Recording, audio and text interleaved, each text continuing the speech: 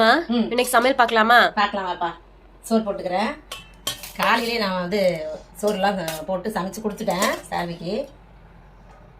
இது நமக்கு எறா மண்டை சொரக்காய் போட்டு குழம்பு வச்சிருக்கிறேன். எறா மண்டைய சூப்பரா இருக்குல்ல, பார்க்கவே செமையா இருக்கு.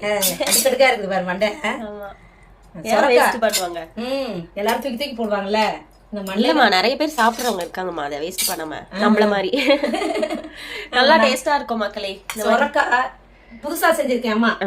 எப்பவும் பீர்க்கங்கால தான் செய்வேன், இன்னைக்கு சொரக்கால செஞ்சிருக்கேன். பார்க்கலாம் எப்படி இருக்கு டேஸ்ட்ன்ட்டு. சூப்பரா இருக்கும். அப்ப கூட நான் பார்த்துருக்கேன், ஒரே ஒரு சொரக்காய் எடுத்து சாப்பிட்டு பார்த்தேன், செம்மையா இருந்துச்சு.